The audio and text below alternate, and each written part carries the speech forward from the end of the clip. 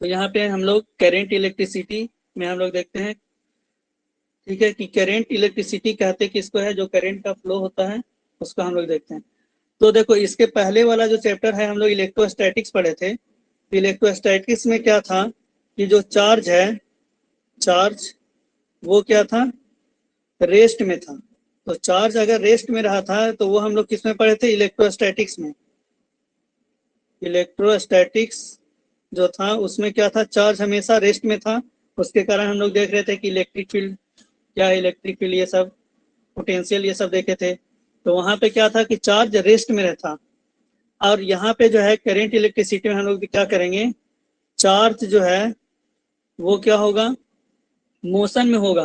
और मोशन में किससे होगा, कांस्टेंट वेलोसिटी से वो क्या हो रहा है, अपना मोशन कर रहा है।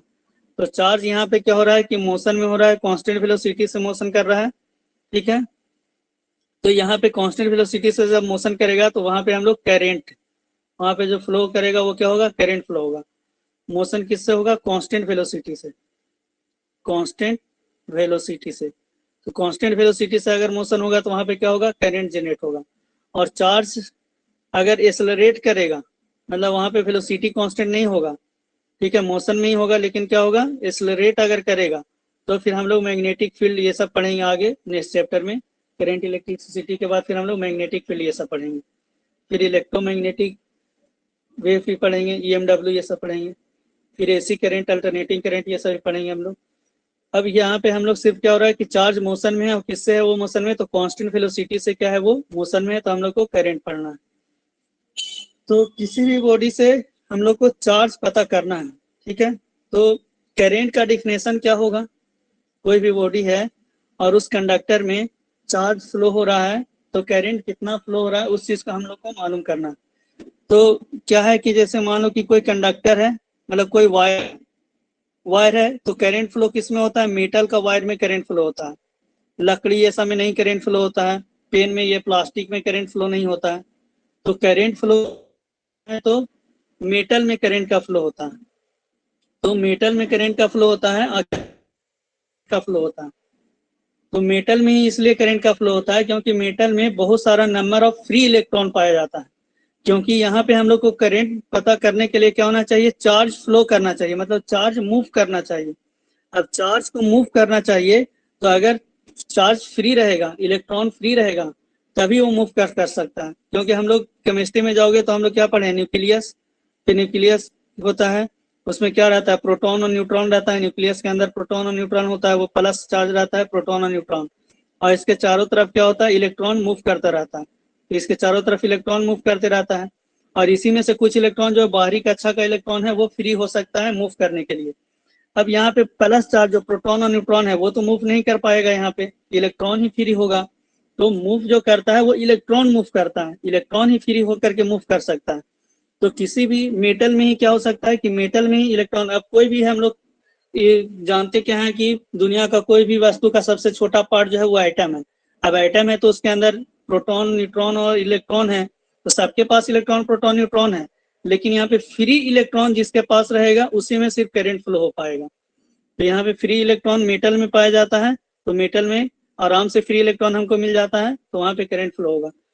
तो करंट फ्लो कितना हो रहा है इस चीज को अगर हमको पता करना है कि कितना करंट फ्लो हो रहा है, तो मान लो कि कोई ये कंडक्टर है, इस कंडक्टर में बहुत सारा इलेक्ट्रॉन फ्लो कर रहा है, इलेक्ट्रॉन जो है वो मोशन कर रहा है, इलेक्ट्रॉन जो है वो इस तरह से मोशन कर रहा है। अब इलेक्ट्रॉन मोशन कर रहा है तो कितना करंट फ्लो हुआ ये हमको मालूम करना है, कि कितना करंट फ्लो हुआ वो हमको मालूम करना है। तो इलेक्ट्रॉन ये पास किया, मान लो कि यहाँ पे number of electron n electron pass कर रहा है, तो एन इलेक्ट्रॉन पास कर रहा है, तो यहाँ पे टोटल मान लो कि एन इलेक्ट्रॉन जो है वो एन इलेक्ट्रॉन फ्लो कर रहा है, फ्लो कर रहा है, एन इलेक्ट्रॉन फ्लो कर रहा है यहाँ पे। और यहाँ पे देखो एक क्रॉस सेक्शन हम लोग देखेंगे, मान लो कि यहाँ पर एक छोटा सा पार्ट हम लोग ले रहे हैं, तो यहाँ से जस्ट जस्ट इस जगह से कितना इलेक्ट्रॉन पास किया टी टाइम में, या फिर नंबर ऑफ इलेक्ट्रॉन कितना वो पास किया टी सेकंड में, ठीक है, या पर यूनिट टाइम अभी हम लोग निकालें। मान लो कि टी सेकंड में हम लोग देखें कि इस जगह से टी सेकंड में, मतलब जीरो से स्टार्ट किए काउंट करना, शुरू से हम काउंट कर रहे हैं, शुरू से काउंट करते करते जब t सेकंड हो गया तो देखे कि यहाँ पर से इस क्रॉस सेक्शन एरिया में से इस जगह से n इलेक्ट्रॉन पास कर चुका है, मतलब 1 electron, 2 electron, 10 electron, 20 electron, 40 electron, 1,00,000 electron. तो इस जगह से t सेकंड तक हम काउंट करते रहे, स्टॉप वॉच लगा लिए और काउंट करते रहे, और कितना इलेक्ट्रॉन पास किया तो n इलेक्ट्रॉन यहाँ से पास कर गया। अब n इलेक्ट्रॉन यहाँ से पास कर गया। अब हम लोग को करंट पता करना है कि करंट कितना फ्लो हुआ। तो करंट कितना फ्लो हुआ ये पता करने के लिए हम लोग ये देख रहे हैं कि t सेकंड जब हो रहा है तो t सेकंड में कितना इलेक्ट्रॉन पास किया इस क्रॉस सेक्शन एरिया से। तो t सेकंड में n e इलेक्ट्रॉन पास किया, मतलब n और नंबर ऑफ इलेक्ट्रॉन क्या हुआ पास किया, n नंबर ऑफ इलेक्ट्रॉन वहां से पास किया। तो इसलिए 1 सेकंड में कितना नंबर ऑफ इलेक्ट्रॉन पास करता, अगर t सेकंड में इतना नंबर ऑफ इलेक्ट्रॉन पास किया तो इस क्रॉस सेक्शन एरिया से उस समय 1 सेकंड में कितना नंबर ऑफ इलेक्ट्रॉन पास करेगा। तो यहाँ पे क्या करेंगे NE/T, और ये इसी का जो कैलकुलेशन करते हैं ये हमको करंट का वैल्यू देता है। यहाँ से हम लोग को करंट पता करता है कि कितना करंट फ्लो हुआ। तो यहाँ से हम लोग को कितना करंट फ्लो हुआ ये, तो ये एनी क्या है एक्चुअल में, एनी जो है वो एक्चुअल में है Q equal to n e. Quantization of charge हम लोग पढ़े थे, तो वहां पे बताए थे कि किसी भी बॉडी पे जो चार्ज रहता है वो इंटीग्रल मल्टीपल इलेक्ट्रॉन रहता है। इलेक्ट्रॉन पे जो जितना चार्ज होता है उसका इंटीग्रल मल्टीपल होता है। इंटीजर में मतलब यहाँ n का वैल्यू 1 2 3 1/4 नहीं हो सकता है, 1/3 नहीं हो सकता है, जब भी होगा तो इंटीजर होगा। तो यहाँ पर Q इक्वल टू एनी हो गया, और यहाँ पे टी टाइम में फ्लो रहा है। तो यहाँ से हम लोग को क्या रहा है आई इक्वल टू आ रहा है तुम्हारा Q/T, I equal to Q/T, charge flow हो रहा है यहाँ पे। तो यहाँ पे हम लोग दे सकते हैं डिफिनेशन क्या देंगे, the rate of flow of charge is called current, the rate of flow of charge is called current. Current flow करने का जो रेट है उसी को हम लोग क्या कहते हैं करेंट कहते हैं। तो यहाँ पे मान लो कि ये क्रॉस सेक्शन ये इतना मोटा बना रहे हैं, इतना मोटा तो एक्चुअल में वायर हम लोग यूज नहीं करते हैं, बस दिखाने के लिए फिगर में हम लोग दिखा रहे हैं यहाँ पे, और ज्यादा करंट ले जाना रहता है तो यहाँ पे करते भी है। तो यहाँ पे ये क्या हो गया, मान लो क्रॉस सेक्शन एरिया ये है, उससे हमको कोई मतलब नहीं है। अब यहाँ पे हम लोग मान लो कि यहाँ पे इस जगह से इस क्रॉस सेक्शन एरिया से क्यू चार्ज फ्लो कर रहा है, और कितना टाइम में फ्लो कर रहा है तो टी टाइम में। तो क्यू चार्ज टी टाइम में फ्लो कर रहा है, तो चूंकि टी सेकंड में कितना चार्ज फ्लो कर रहा है क्यू चार्ज, तो 1 सेकंड में कितना चार्ज फ्लो कर रहा है Q/T, और यही क्या देगा आई का करंट का वैल्यू। तो यहाँ से हमको पता चल रहा है आई इक्वल टू Q/T, मतलब rate of flow of charge is called current, rate of flow of charge is called current. ठीक है, तो rate of flow of charge जो है ये हम लोग को करंट हो गया यहाँ पे। अभी हम लोग और आगे हम लोग ये सब सारा चीज समझेंगे कि आखिर किस तरह से इलेक्ट्रॉन फ्लो करता है, कौन इसको धक्का देता है, ये सब चीज हम लोग आगे जानेंगे। अभी बस इतना समझ लो कि किसी तरह से उसमें इलेक्ट्रॉन फ्लो किया, वो सब चीज हम लोग ड्रिफ्ट वेलोसिटी ये सब आगे पूरा डिटेल से पढ़ेंगे, अच्छा से समझेंगे वहां पे पूरी चीज को। अभी बस इतना ही समझो यहाँ पे कि किसी क्रॉस सेक्शन से हम लोग क्या हो रहा है कि क्यू चार्ज फ्लो कर रहा है टी सेकंड में, टी सेकंड तक हमें अपना स्टॉप वॉच चालू कर दिए, देखे टी सेकंड में कितना चार्ज फ्लो किया। अब चार्ज पता करने के लिए क्या लगाएंगे Q इक्वल टू एनी से हमको चार्ज पता चल जाएगा। फिर यहाँ पे Q/T, तो 1 सेकंड में कितना चार्ज फ्लो किया वो निकाल लेंगे, तो वही हमको करंट देगा Q/T। तो यहाँ पे देखो डिफिनेशन क्या हो गया, सिंपल हम लोग डिफिनेशन देख रहे हैं। डिफिनेशन क्या देंगे, the rate of flow of charge is called current. ठीक है, the rate of flow of charge is called current if Q charge flow in time T second, मान लो T सेकंड में Q चार्ज फ्लो कर रहा है from any point, किसी point से या फिर किसी क्रॉस सेक्शन एरिया से, from any point, then current flow in then current flow at that point, current flow at that point I equal to क्या हो जाएगा, I equal to Q/T, I equal to Q/T, और quantization of charge से हम लोग Q equal to क्या जानते हैं एनी और बाई टी। तो वही चीज यहाँ समझाया, T सेकंड में Q चार्ज, तो 1 सेकंड में Q/T चार्ज फ्लो कर रहा है। E का वैल्यू क्या होता है, E हो गया तुम्हारा 1.6 इंटू 10⁻⁻19 कूलम, इलेक्ट्रॉन पे चार्ज होता है तो वो हो गया। और N क्या हो गया, नंबर ऑफ इलेक्ट्रॉन, N जो हो गया ये हो गया तुम्हारा नंबर ऑफ इलेक्ट्रॉन। इस चीज को अभी छोड़ दो, ये चीज हम लोग आगे बताएंगे। ठीक है, ये बैटरी वाला सारा कंडीशन हम लोग आगे पढ़ेंगे कि किस तरह से बैटरी इलेक्ट्रॉन को धक्का देता है, आगे बढ़ता है, ये सब हम लोग आगे पढ़ेंगे। इसको अभी छोड़ देना, इसको अभी मत लिखना। अब यहाँ पे क्या है, cause of current is flow of electron. किसी भी बोलेगा कि करंट फ्लो होने का क्या कारण है, तो करंट फ्लो होने का कारण क्या है? इलेक्ट्रॉन का फ्लो होना, क्योंकि प्रोटॉन और न्यूट्रॉन मूव नहीं कर सकता है, जब भी मूव करेगा तो इलेक्ट्रॉन मूव करेगा। तो cause of current is flow of electron, current का जो कारण है वो क्या है? इलेक्ट्रॉन का फ्लो है। अब इलेक्ट्रॉन फ्लो करवाने के लिए हम लोग बैटरी ये सब लगाते हैं, क्योंकि कोई भी वायर है, कॉपर का, एल्युमिनियम का, किसी का भी वायर हम लोग लेते हैं तो उसमें इलेक्ट्रॉन पहले से मौजूद रहता है। बस जरूरी क्या है? बैटरी लगा करके हम उस इलेक्ट्रॉन को धक्का देते हैं। वायर ऐसे हम लिए हैं, बैटरी से नहीं जोड़े हैं तो करंट नहीं मिल रहा। जैसे ही बैटरी से जोड़ते हैं तो करंट मिलने लगता है। तो इसका मतलब क्या हुआ? बैटरी बस उस इलेक्ट्रॉन को धक्का दिया, बैटरी इलेक्ट्रॉन निकाला नहीं, उस इलेक्ट्रॉन को धक्का दिया, एनर्जी दिया उस इलेक्ट्रॉन को, तो वो फ्लो करने लगता है, तो हमको करंट मिलता है। अब if electron is in rest, electron अगर रेस्ट में रहेगा, then no any current flow through wire, electron अगर रेस्ट में है तो उसमें से कोई करंट फ्लो नहीं होगा। Electron flow due to potential difference applied, देखो अभी हम बताएं, इलेक्ट्रॉन तभी फ्लो करेगा जब हम पोटेंशियल डिफरेंस अप्लाई करेंगे। ठीक है, तो इलेक्ट्रॉन फ्लो तभी करेगा जब हम लोग पोटेंशियल डिफरेंस अप्लाई करेंगे। अब देखो यहाँ पे एनर्जी, यहाँ पे हम लोग यहाँ पे बता रहा है कि ये एनर्जी हम लोग दे रहे हैं, इलेक्ट्रॉन को फ्लो करने के लिए एनर्जी चाहिए। चलो अब थोड़ा सा कर दिया डिस्कशन, यहाँ पे बताना ही पड़ेगा। और ऐसे अभी हम लोग डिटेल से ड्रिफ्ट वेलोसिटी ये सब पढ़ेंगे, तो और भी हम लोग डिटेल से जानेंगे। अब थोड़ा सा यहाँ पर दे दिया है तो हम लोग समझ लेते हैं। यहाँ पे ये मान लो बैटरी हम लगा दिए हैं, इधर बैटरी का प्लस है, इधर ये माइनस है, और इसमें इलेक्ट्रॉन पहले से मौजूद है, लेकिन वो इलेक्ट्रॉन रेस्ट में है। इलेक्ट्रॉन पहले से मौजूद है, वो इलेक्ट्रॉन रेस्ट में है। तो जैसे ही हम यहाँ पे पोटेंशियल डिफरेंस दिए, मतलब इधर ये मान लो कि प्लस वी वोल्ट और इधर हम जीरो, तो वी और जीरो दिए तो वी वोल्ट का यहाँ पर पोटेंशियल डिफरेंस आ गया। तो इसमें इसको एनर्जी मिला, क्योंकि हम लोग एनर्जी बराबर क्या पढ़े हैं? Q into del V, energy बराबर पढ़े हैं चार्ज इंटू पोटेंशियल डिफरेंस, ये एनर्जी का फॉर्मूला हम लोग पढ़े हैं। तो क्यू इंटू डेल वी, तो यहाँ ई इक्वल टू क्यू और पोटेंशियल डिफरेंस यहाँ पे वी है, और Q का क्या होता है? Q इक्वल टू एन ही होता है। तो एनर्जी क्या हो गया? एन इलेक्ट्रॉन को एनर्जी किसका मिला? वी वोल्ट के साथ एनर्जी हम दिए।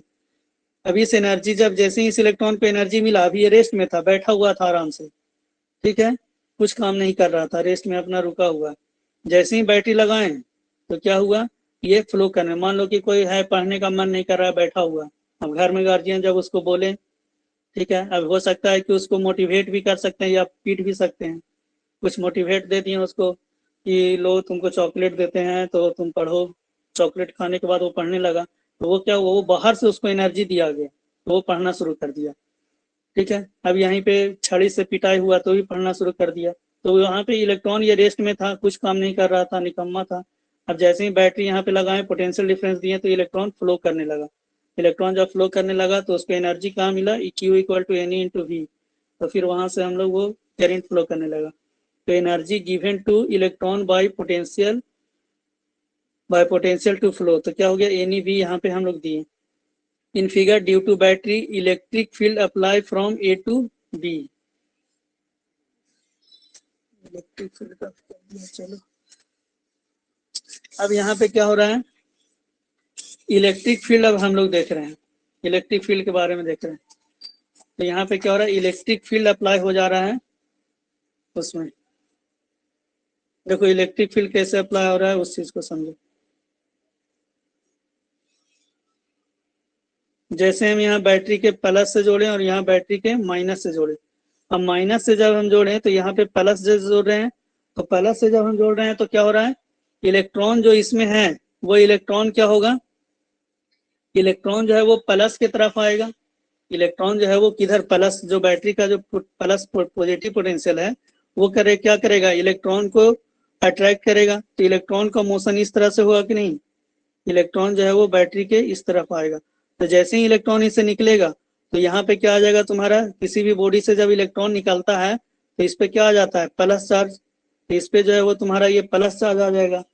ठीक है, और यहाँ से फिर क्या होगा? ये जो ये निगेटिव है यहाँ पे, अब यहाँ पे ये इलेक्ट्रॉन इधर से निकला और ये प्लस पे गया, और फिर जो है वो इलेक्ट्रॉन जो है ये यहाँ से जो है वो इलेक्ट्रॉन ये माइनस पर तो नहीं आएगा, यहाँ माइनस माइनस में ये रिपल्सन होगा, तो इलेक्ट्रॉन तो इधर आएगा नहीं, तो इलेक्ट्रॉन का जो फ्लो है वो अपोजिट इसी में चला जाएगा, इलेक्ट्रॉन इधर घूम करके इसमें चला जाता है, तो इलेक्ट्रॉन का फ्लो इधर से इधर हो रहा है, ठीक है। अब यहाँ पे क्या हो रहा है कि माइनस चार्ज, इधर से इलेक्ट्रॉन जा करके इधर आ जा रहा है, इलेक्ट्रॉन इधर से मूव करके यहाँ पे चला गया, तो इधर प्लस और इधर ये माइनस, तो प्लस और माइनस हो जाने के कारण, या नहीं तो सिंपली ऐसे हम लोग समझ सकते हो कि जैसे ही बैटरी का पॉजिटिव से जोड़ें तो इधर प्लस चार्ज आ गया, और इसका निगेटिव से जोड़ें तो इस पे निगेटिव चार्ज आ गया।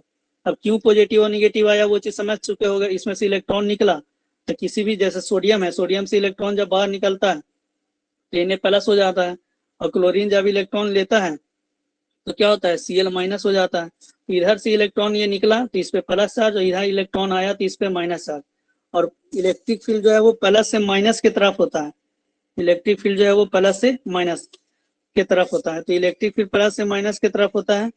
ये हो गया इलेक्ट्रिक फील्ड का डायरेक्शन। अब इसके अंदर इलेक्ट्रॉन कैसे फ्लो करेगा वो देखना है कि बीच में इलेक्ट्रॉन का फ्लो का डायरेक्शन क्या होगा। तो यहाँ पे हम लोग क्या जानते हैं कि जब इलेक्ट्रिक फील्ड में कोई प्लस चार्ज को रखते हैं तो उस पर फोर्स, इलेक्ट्रोस्टैटिक्स में ये चीज हम बताए थे, इलेक्ट्रिक फील्ड में जब हम किसी चार्ज को रखते हैं तो अगर प्लस चार्ज है तो उस पर जो फोर्स लगता है वो इलेक्ट्रिक फील्ड के डायरेक्शन में लगता है, F equal to Q E. और अगर माइनस चार्ज रहता है तो माइनस चार्ज पे जो फोर्स लगता है वो इलेक्ट्रिक फील्ड के अपोजिट डायरेक्शन में लगता है, क्यू ई, इलेक्ट्रिक फील्ड के अपोजिट डायरेक्शन में। अब यहाँ पे इलेक्ट्रिक फील्ड ऐसे अप्लाई हो रहा है, तो यहाँ पे क्या है, इलेक्ट्रॉन है, इलेक्ट्रॉन जब है तो इलेक्ट्रॉन माइनस चार्ज है तो इस पे फोर्स इधर लगेगा, तो इलेक्ट्रॉन का फ्लो इस डायरेक्शन में होगा। तो ऐसे भी हम लोग इलेक्ट्रॉन का फ्लो इसी डायरेक्शन में दिखा रहे हैं कि इस तरह से क्या हो रहा है, इलेक्ट्रॉन का फ्लो हो रहा है। अब इलेक्ट्रॉन का फ्लो इस डायरेक्शन में हो रहा है, तो करेंट का फ्लो क्या होता है, इलेक्ट्रॉन जिधर फ्लो करता है उसके अपोजिट डायरेक्शन में करेंट का फ्लो होता है, इलेक्ट्रॉन जिस डायरेक्शन में फ्लो करता है उसके अपोजिट डायरेक्शन में करेंट का फ्लो होता है। तो इलेक्ट्रॉन का फ्लो इधर हम दिखा रहे हैं, तो करेंट का फ्लो ऐसे दिखाना होगा, इस तरह से। ये क्या हो रहा है, करेंट का फ्लो इस तरह से हो रहा है, ठीक है। तो कोई भी सर्किट हम लोग दिखाते हैं ऐसे, ठीक है, तो उसमें हम लोग क्या दिखाते हैं कि करेंट का जो फ्लो है वो इस तरह से दिखाते हैं, इस तरह से क्या हो रहा है, करेंट का फ्लो हो रहा है सर्किट में। तो ये अगर करेंट का फ्लो हम दिखा रहे हैं तो इलेक्ट्रॉन का फ्लो इसके अपोजिट में हो रहा है, ठीक है, ऐसे हम लोग दिखाते हैं। देखो करंट का फ्लो ऐसे होगा ना, इलेक्ट्रॉन ऐसे फ्लो कर रहा है तो करंट का फ्लो इस तरह से होगा, ये करंट का फ्लो हो गया। चलो तो यहाँ पे ये क्या हो गया, in figure due to battery electric field applied from A to B. हाँ बोलो, कुछ पूछना है। इसी में रेजिस्टेंस को ऐड कर देंगे तब। तो भाई ये हर कंडक्टर में रेजिस्टेंस ये सब होता है, क्योंकि कंडक्टर हम बता रहे हैं तो रेजिस्टेंस तो होगा ही होगा, वही रेजिस्टेंस मैंने कंडक्टर को ही बता रहा है।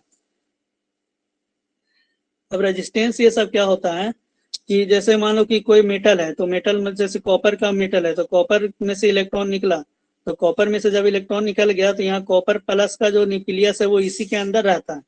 अब इसी के अंदर रहता है तो बहुत सारा कॉपर प्लस न्यूक्लियस इसमें रहेगा, कॉपर का वायर है तो वो क्या करता है, इलेक्ट्रॉन को मोशन करने में रोकता है, रुकावट डालता है, इलेक्ट्रॉन को मूव करने में वही रोकता है। जो प्लस आयन है ना, जैसे कोई ये है एटम है, अब एटम है तो एटम का इलेक्ट्रॉन यहाँ से निकल गया, लेकिन आयन तो इसी के अंदर रहेगा, तो वो प्लस वाला आयन बहुत सारा रहता है, मतलब जितना इलेक्ट्रॉन निकला उससे जब उतना ही वहां पे प्लस वाला आयन भी है, या इलेक्ट्रॉन ज्यादा हो सकता है आयन कम होगा, लेकिन आयन का साइज ज्यादा होगा, तो ये क्या होता है, इलेक्ट्रॉन को फ्लो करने से रुकावट डालता है, वही प्लस वाला टकरा जाता है इलेक्ट्रॉन से, तो वही जो टकराहट होता है, रुकावट जो डालता है, तो वहां पे रेजिस्टेंस हम लोग दिखाते हैं। तो हम लोग आगे अभी प्रतिरोध का भी फॉर्मूला ये सब पढ़ेंगे, रेजिस्टेंस ये सब। वही ये कंडक्टर दिखा रहे हैं या रेजिस्टेंस, एक ही चीज ये दिखा रहे हैं, ठीक है। तो यहाँ पे ये क्या हो रहा है, इलेक्ट्रॉन ये चार्ज करंट का फ्लो हम लोग इस तरह से दिखा रहे हैं, बैटरी का प्लस से ऐसे निकल करके और माइनस की तरफ इन कर रहा है, ये करंट का फ्लो हो रहा है। अब कोई बोलेगा इलेक्ट्रॉन का फ्लो दिखाइए, तो इलेक्ट्रॉन का फ्लो क्या होगा, इसके अपोजिट में दिखाना होगा, इलेक्ट्रॉन ऐसे फ्लो कर रहा है इसके अपोजिट में, तो करंट का फ्लो जिधर होता है इलेक्ट्रॉन का फ्लो उसके जस्ट अपोजिट में होता है। तो यहाँ पे क्या हो रहा है, इसमें देखो, in figure due to battery electric field applied from A to B, A से बी में क्या हो रहा है, इलेक्ट्रिक फील्ड अप्लाई कर रहे हैं बैटरी के कारण, ठीक है। तो बैटरी के कारण ए से बी में हम लोग ये अप्लाई कर रहे हैं, और force applied on electron F equal to Q E, force F equal to Q apply हो रहा है in opposite direction of electric field B to C, sorry B to A, B से ए की तरफ क्या हो रहा है, फोर्स अप्लाई हो रहा है, इलेक्ट्रिक फील्ड अप्लाई किधर कर रहे हैं, ए से बी की तरफ, और इलेक्ट्रॉन पे फोर्स किधर लग रहा है, बी से ए की तरफ, क्योंकि प्लस चार्ज पे फोर्स उसी डायरेक्शन में और माइनस चार्ज पे फोर्स उसके अपोजिट डायरेक्शन में, यहाँ पे अपोजिट डायरेक्शन में हो रहा है, यहाँ B to A. So electron move from B to A, electron किधर मूव कर रहा है, बी से ए की तरफ, electron move from B to A, but current from A to B, लेकिन करंट फ्लो किधर कर रहा है, ए से बी की तरफ, इलेक्ट्रॉन मूव कर रहा है बी से ए की तरफ और करंट मूव कर रहा है ए से बी की तरफ, ठीक है। Hence direction of current is in opposite direction of flow of electron, तो डायरेक्शन ऑफ करंट किधर होता है, opposite direction of flow of electron, जिधर इलेक्ट्रॉन फ्लो करता है उसके अपोजिट डायरेक्शन में क्या होता है, करंट का डायरेक्शन रहता है। ये सारा चीज समझना था तुमको, इसीलिए इतना सारा बता रहे थे। अब हम लोग न्यूमेरिकल के लिए फॉर्मूला देखते हैं कि करंट पे जो न्यूमेरिकल आएगा उसका फॉर्मूला हम लोग किस तरह से, क्या क्या फॉर्मूला हम लोग लगाएंगे। टाइम कितना हो गया, 8:46 हो गया।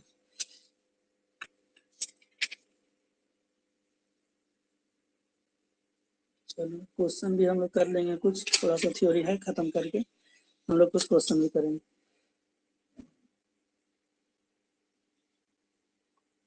रुक रहा है वीडियो, क्या करें यार, वाईफाई आज भी खराब ही है, रोड बन रहा है तो इसलिए वाईफाई वाला वायर कट जाता है। सही है, चलो। अब हम लोग क्या, जैसे हम लोग एवरेज वेलोसिटी ये सब पढ़े थे, एवरेज वेलोसिटी, फिर instantaneous velocity, average speed, instantaneous speed, ये सब पढ़ते हैं। उसी तरह से यहाँ पे करंट भी हम लोग दो तरह का पढ़ेंगे, एक एवरेज करंट और फिर इंस्टेंटेनियस करंट। तो एवरेज करंट का फॉर्मूला क्या होगा, एवरेज करंट अगर हम लोग को निकालना है, ठीक है, एवरेज करंट, तो एवरेज करंट निकालना है, आई एवरेज इक्वल टू क्या हो जाएगा, डेल क्यू और वाई डेल टी, आई एवरेज का हो जाएगा del Q by del T, ठीक है। मतलब डेल्टी टाइम में, मतलब डेल्टी टाइम चेंज में कितना चार्ज फ्लो हुआ, चेंज इन चार्ज हम लोग देख रहे हैं वो होगा। जैसे क्यू बाई टी हुए थे, तो क्यू बाई टी हुआ था, अब वहाँ पे मान लो कि चार्ज फ्लो कर रहा है, फिर हमको जिस समय से हम देखना शुरू किए, मान लो कि हम जब 5 सेकंड टाइम हो गया उसके बाद हम देखना शुरू किए, तो उसके बाद देखना शुरू किए तो उसके बाद देखेंगे कितना चार्ज फ्लो हुआ, और मान लो 10 सेकंड हम देखें तो 10 सेकंड में 10 माइनस 5 किए तो 5 सेकंड टाइम हो गया, अब 5 सेकंड में कितना चार्ज फ्लो किया वो निकाल लेंगे, पहले से कितना फ्लो किया, अब कितना फ्लो कर रहा है, तो del Q by del T से हम लोग को एवरेज करंट निकल जाएगा। अब अगर इंस्टेंटेनियस करंट निकालना है तो आई इक्वल टू क्या होगा, ये डेल भी मतलब बड़ा चेंज, और स्मॉल चेंज से हम लोग इंस्टेंटेनियस निकालते हैं तो वो क्या होगा, D Q by D T. Small change हम लोग करेंगे तो आई इक्वल टू हो जाएगा D Q by D T, small change के लिए। अब उसके बाद चार्ज फ्लो पूछ देता है, क्वेश्चन में पूछ देता है कि चार्ज इतना समय में कितना चार्ज फ्लो हुआ, तो जैसे ही चार्ज फ्लो पूछेगा तो यहाँ पे हम लोग क्या करेंगे, डी क्यू बराबर क्या हो जाएगा, I into D T, D Q equal to I into D T. अब दोनों साइड इंटीग्रेशन कर देंगे, तो इंटीग्रेशन कर देंगे तो क्यू इक्वल टू क्या होगा, integration of I D T, और ये टाइम हो गया तुम्हारा ये T1 से T2 तक, T1 से T2 तक लगा करके हम लोग कितना चार्ज फ्लो हो रहा है वो निकाल देंगे इंटीग्रेशन से।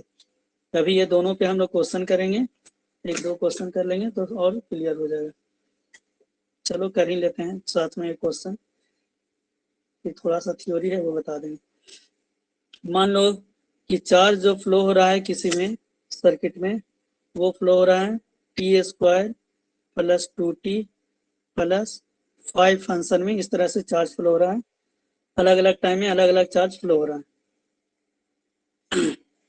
तो यहाँ पे तुमको बताना है कि इस एवरेज करंट और इंस्टेंटेनियस करंट दोनों निकालना है, ठीक है। अच्छा क्वेश्चन है, देख लेना। फाइंड, सेकंड में निकालना है, टाइम मत दीजिएगा ना। हाँ, average current and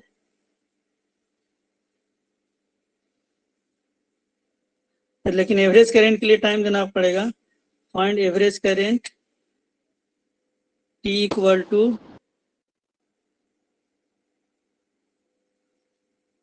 T equal to 2 second to t equal to 5 second. 2 second से 5 सेकंड के बीच में कितना एवरेज करंट फ्लो हुआ वो निकालना। And instantaneous current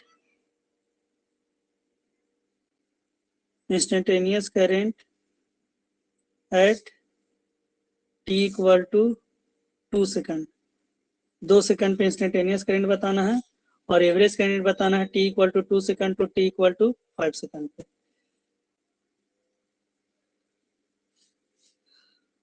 to second से 5 सेकंड तक कितना एवरेज करंट फ्लो हुआ और कितना इंस्टेंटेनियस करंट फ्लो हुआ। आइडिया कुछ है या बताएं? आ जाएगा सर। इंस्टेंटेनियस निकालना है तो 2t + 2 हो जाएगा, फिर हम वैल्यू पुट कर देंगे 2 तो 6 हो जाएगा आपका। इंस्टेंटेनियस हो जाएगा और एवरेज हो जाएगा। टोटल चलेगा कितना उसको फिर निकाल लेंगे, बन जाएगा। एवरेज के लिए क्या करोगे? एवरेज के लिए इंटीग्रेट कर देंगे लिमिट पुट करके। नहीं, एवरेज के लिए क्या करेंगे, यहाँ पे चार्ज का वैल्यू निकालेंगे हम लोग 2 सेकंड में कितना चार्ज है। ठीक है, सबसे पहले at t equal to 2 second. 2 second पे हम लोग देख रहे हैं तो 2 सेकंड पे q का वैल्यू क्या है, q1 इक्वल टू हम लोग निकाल रहे हैं तो q1 क्या होगा, t स्क्वायर प्लस 2t है। q इक्वल टू क्या है, t square plus 2t plus 5 है। तो t square plus 2t plus 5 है यहाँ पे। अब यहाँ पे हम लोग क्या करेंगे, t के जगह पे 2 सेकंड पे है तो 2 का स्क्वायर प्लस 2 गुना 2 और प्लस 5, तो ये क्या हो जाएगा तुम्हारा 4 + 4 + 5, 4 4 8 और 5 13। यहाँ पे 13 कूलम चार्ज हो गया Q1।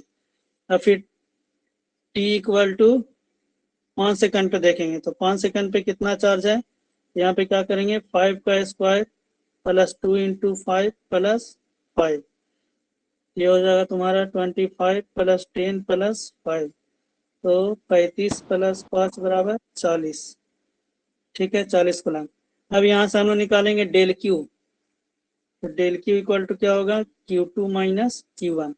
Q2 - Q1 करेंगे तो 40 - 13, ये होगा तुम्हारा 7 3 10, ये 3 तो 2 और 1 3, 27 हो गया, 27 कूलम हो गया।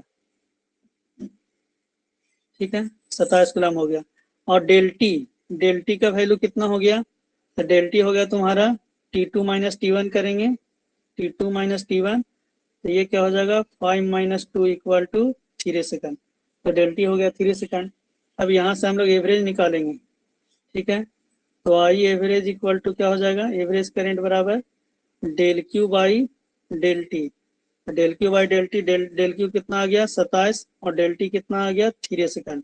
यहाँ से क्या आ गया, आई एवरेज इक्वल टू 9 हो गया, 9 एम्पियर हो गया। एवरेज करंट कितना हो गया, 9 एम्पियर। ठीक है, एवरेज करंट आ गया तुम्हारा 9 एम्पियर। ठीक है ना, इस तरह से हम लोग एवरेज करंट निकालेंगे।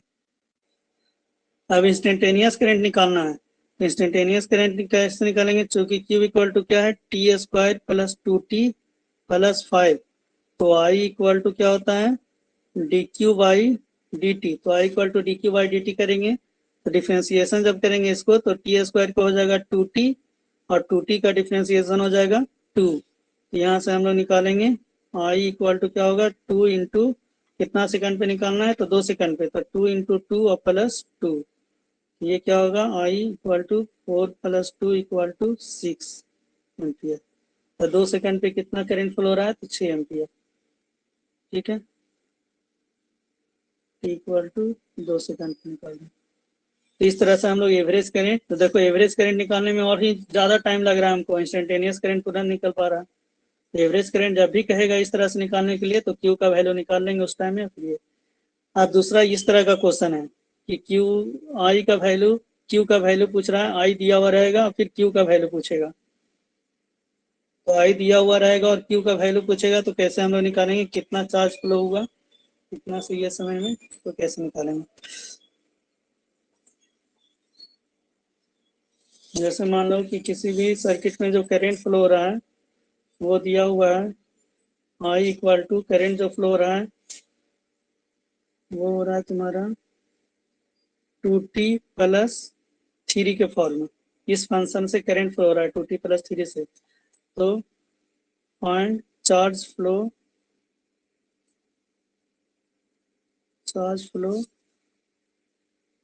From t = 2 second to t = 6 second. 2 से 6 सेकंड में कितना करंट फ्लो हुआ, चार्ज फ्लो होगा वो बताना। 2 से 6 सेकंड में कितना चार्ज फ्लो होगा।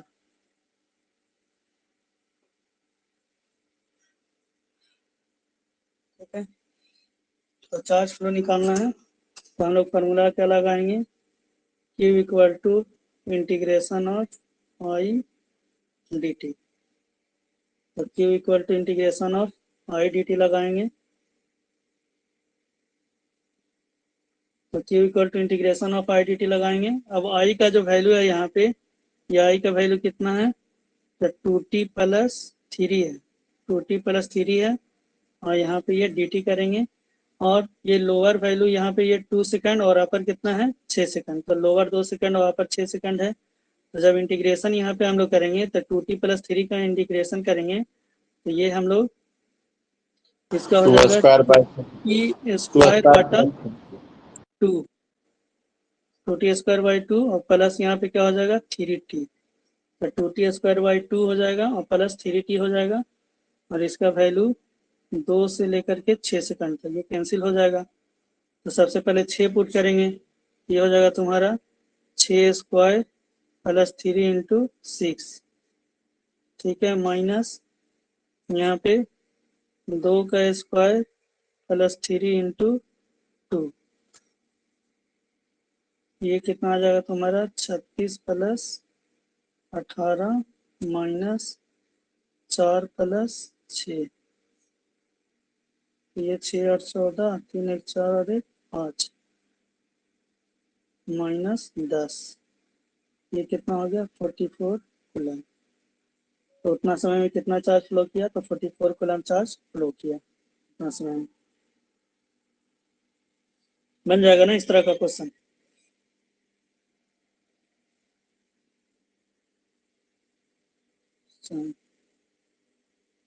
चलो बहुत अच्छा, यही आया आंसर तो बहुत अच्छा। चलो अब हम लोग आगे आते हैं थ्योरी पे। ये सब लोग तुम लोग जानता है थ्योरी। यूनिट ऑफ करंट, तो करंट का यूनिट हम लोग को देखना है, तो एसआई यूनिट क्या हो जाएगा एम्पियर, एसआई यूनिट हो जाएगा एम्पियर, या फिर कूलम पर सेकंड बोल सकते हैं। Q/T होता है = Q/T, तो कूलम पर सेकंड भी बोल सकते हैं। सीजीएस यूनिट अगर कोई पूछेगा तो सीजीएस यूनिट क्या होगा, स्टैट कूलम पर सेकंड। तो सीजीएस यूनिट हो जाएगा स्टैट कूलम पर सेकंड। यहाँ पे क्या हो गया स्टैट कूलम पर सेकंड, इसी को हम लोग बायोट भी बोलते हैं। स्टैट कूलम पर सेकंड को हम लोग बायोट भी बोलते हैं। और 1 बायोट बराबर क्या होता है 10 एम्पियर। 1 बायोट = 10 एम्पियर होता है। तो 1 बायोट = यहाँ पे हो गया 10 ampere. Properties of current, current का प्रॉपर्टीज क्या होगा, देखो करंट में यहाँ पे डायरेक्शन है, लेकिन डायरेक्शन होने के बाद भी हम लोग करंट को क्या बोल रहे हैं स्केलर क्वांटिटी। अब क्यों बोल रहे हैं स्केलर क्वांटिटी, क्योंकि करंट जो है वो वेक्टर लॉ ऑफ एडिशन को फॉलो नहीं करता है। करंट जो है वो वेक्टर लॉ ऑफ एडिशन को फॉलो नहीं करता है। जैसे मान लो कि इधर से कोई करंट आया, यहाँ पे मान लो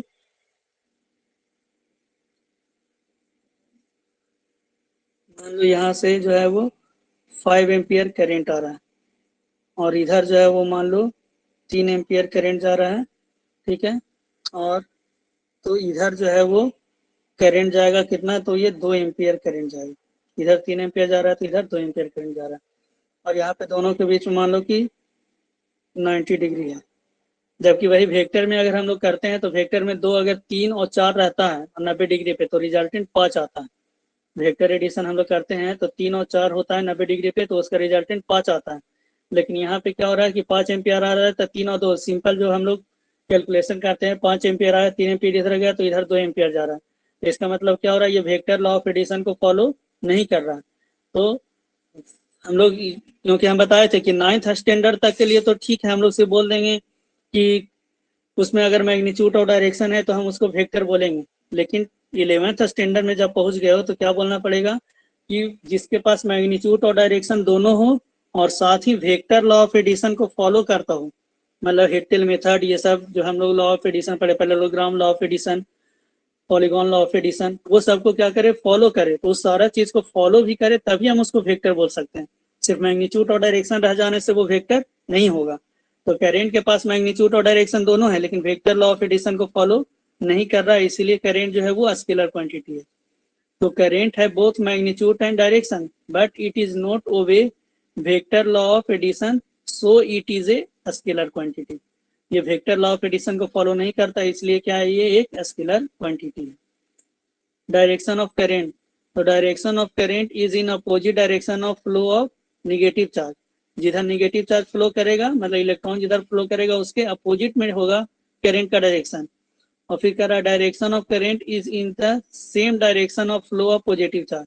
देखो एक्चुअल में पॉजिटिव चार्ज तो फ्लो करेगा नहीं, लेकिन यहाँ पे हम लोग देख रहे हैं कि अगर पॉजिटिव चार्ज फ्लो किया तो ये हाइपोथेटिकल क्वेश्चन है कि मान लो पॉजिटिव चार्ज हम फ्लो दिखा रहे हैं, तो पॉजिटिव चार्ज इधर फ्लो कर रहा है तो करेंट का डायरेक्शन उसी डायरेक्शन में होगा जिधर पॉजिटिव चार्ज फ्लो करेगा। लेकिन करेंट का डायरेक्शन किधर होगा, जिधर निगेटिव चार्ज फ्लो करेगा उसके अपोजिट डायरेक्शन में होगा। तो करेंट का डायरेक्शन क्या होगा, जिधर चार्ज निगेटिव चार्ज फ्लो करेगा उसके अपोजिट में होगा।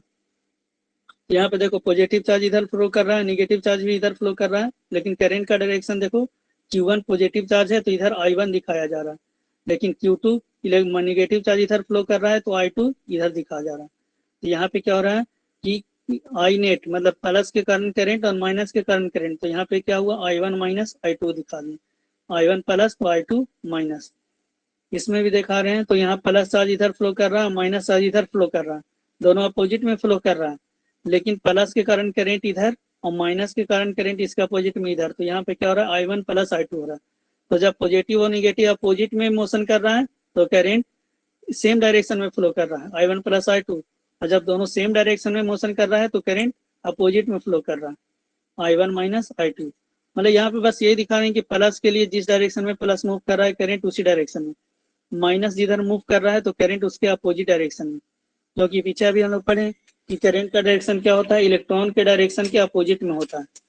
Hence direction of current is in opposite direction of flow of electron, electron जिधर फ्लो करेगा उसके अपोजिट में होगा। तो बस यही सारा चीज दिखाया गया। अब हम लोग कल से पढ़ेंगे करंट डेंसिटी ये सब पढ़ेंगे, फिर ड्रिफ्ट वेलोसिटी ये सब पढ़ेंगे। ये सारा चीज हम लोग आगे कल पढ़ेंगे, ठीक है। ड्रिफ्ट वेलोसिटी ये सब सारा चीज हम लोग सीखेंगे कल। ये सब पर भी बहुत ज्यादा ही क्वेश्चन आ जाता है, I=NE/VD पे बहुत क्वेश्चन पूछता है। ये सब देखते हैं हम लोग। हाँ क्वेश्चन तो हम छाटे हैं जी, अब भेज देते हैं और भी क्वेश्चन हम, ठीक है। प्रीवियस ईयर से भी हम क्वेश्चन बहुत सारा किए हैं, भेज देते हैं। बस इंटीग्रेशन डिफरेंशिएशन पे ही ज्यादा क्वेश्चन रहेगा तुम्हारा, सर्च करके हम भेज दे रहे हैं।